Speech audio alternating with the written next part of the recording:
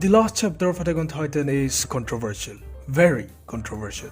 The salt, the meltdown, the absolute chaos that the last chapter triggered was actually pretty entertaining. But now that it's been 1 year since the initial outbreak and people have calmed down, let's talk about the ending with a cool and composed mind. We are all grown and mature people here, right guys? Guys. Okay, firstly, the last chapter is not technically the ending of the story, it's more like an epilogue. I think the story ends on chapter 138 and chapter 139 is a very badly rushed epilogue. And that's not necessarily Isayama's fault. He was most likely given a certain number of chapters to complete the story, and if that's true, he had to make the choice between sacrificing parts of multiple chapters or sacrificing one entire chapter. And he chose to sacrifice the last chapter, aka the epilogue. The fact that they added 5 additional pages to the chapter later kind of adds a bit of legitimacy to this claim. And those were very important pages, by the way. They changed the ending completely. When those pages dropped, the fandom was already on fire over chapter 139, and adding those 9 pages was the equivalent of dropping a bomb to the fire. The fandom went radioactive. Now, I'm not here to defend the last chapter as a whole. It's rushed, it's unsatisfactory, and hopefully they will fix it in the anime. Trust me, that's not copium. But the additional 5 pages on the other hand, I actually like those, because they make way more sense than you realize. I know your hands are itching to nuke the comment section right now, but hear me out. People had 3 main complaints over the new pages. Number 1, Mikasa marrying John. Number 2, the destruction of Paradise. And number 3, the re-emergence of the Titans. Let's go through them one by one. First, Mikasa marrying John. How could she do that to Eren? How could she betray him? Is she a whore? Well, consider this. When Eren died, Mikasa was only 19 years old. 19. That is very young. Most people's life barely start at 19. Add to that to the fact that all the wars and conflicts were over, so she didn't actually have a purpose left. Well, what was she supposed to do for the rest of her life? Stroll around in misery like a zombie? Live as Eren's unofficial sad depressed widow? Kill herself? Because that is not a good life to live. Neither is it realistic. Because no matter how painful the loss of a loved one is, people eventually move on. They get over it. It takes time, it takes effort, but people do it. And those who don't live a horrible and miserable life. Mikasa had to make a choice either to live a normal life or, well, be consumed by grief. And she chose the first option. That's a good and realistic choice. The best choice she could have taken for herself. So yeah, Mikasa getting over Eren makes sense to me. Oh, as to why she married John particularly, I think that dude just never stopped trying. Next, the future destruction / war of Paradise. A misconception that people have here is that this war was some kind of an act of revenge by the outside world on Paradise for the rumbling.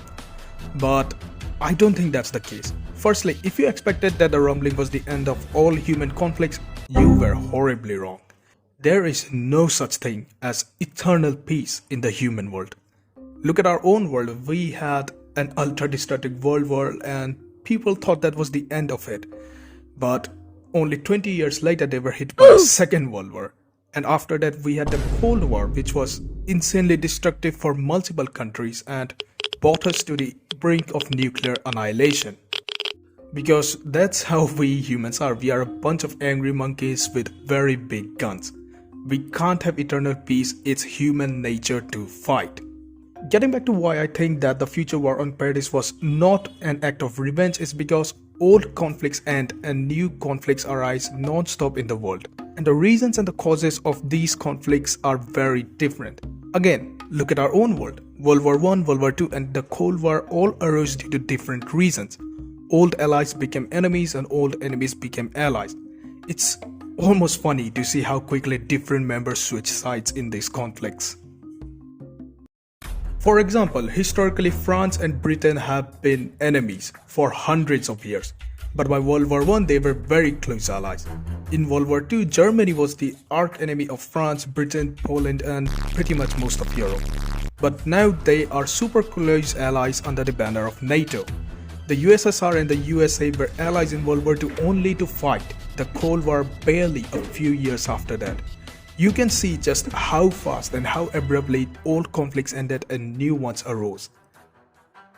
Most of the ones I mentioned happened in a span of less than 100 years. The future war of Paradise happened more than 100 years, if not several hundred years after the rumbling. Who knows what new conflict have arose in the world by the time. It's too short-sighted to say that this war was an act of revenge on Paradise, or that this war was caused by the Eldian and non-Eldian conflict or something like that. I believe that the reason for the war in Paradise was something entirely different. In the words of Erwin Smith, humans will not stop fighting unless there is one or lesser left.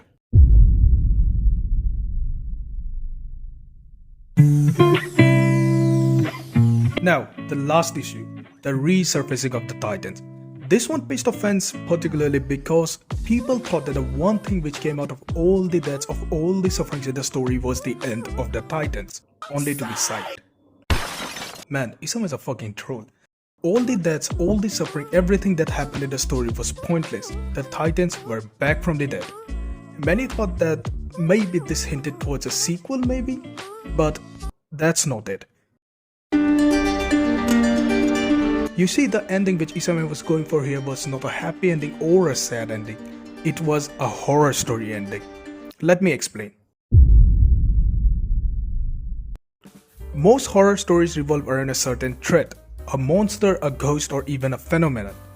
And the purpose of horror stories is to survive that threat or get rid of it completely. And by the end of most horror stories, this goal is achieved. The threat is either survived or completely destroyed. But there are some horror writers who like to do the following. Towards the end of the story, the writer creates a false sense of security. Or simply put, the writer tricks the audience into thinking that the threat is gone, that the characters are now safe. But out of nowhere, at the very end of the story, the writer drops the chilling bombshell. The threat is not over, it still exists. And then the story ends there. This is not done with the purpose of making a sequel, it is to give the last scare to the audience, an additional feeling of hopelessness, fear, and trauma. And it's an insanely effective tactic. One of my favorite examples of this is the horror movie named The Descent. In summary, a group of girls get stuck inside the underground tunnel network and are hunted down by some monsters. They die one after another until towards the end only the main girl is left. She is able to escape from the tunnels and flee to safety. The viewers breathe a sigh of relief thinking that she is now safe. But then we are given a chilling bombshell, the psych. The girl did not escape. She had actually passed out inside the tunnels and the entire sequence of her escaping was just a dream. She wakes up from the dream inside the tunnels as the monsters move in for the kill. The movie ends there. So you see what happened here. The writer created a false sense of security and then shattered it to pieces. This is what Isayama did with his story as well. Isayama has always hinted that what he was writing was a horror story, and it is fitting for his story to have a horror story ending. The Titans continue to exist, the threat continues to exist, the horror continues. If you like this video, be sure to like and subscribe. I don't need to tell you to comment because it's already probably a self-spill at this point. Feel free to enjoy it with some popcorns. Check out these other great videos on my channel. Thank you for watching and I'll see you guys next time. Oh, and I'm actually pretty close to 1,000 subscribers, so please subscribe, and that would make me happy, man. Please do it. Alright, bye.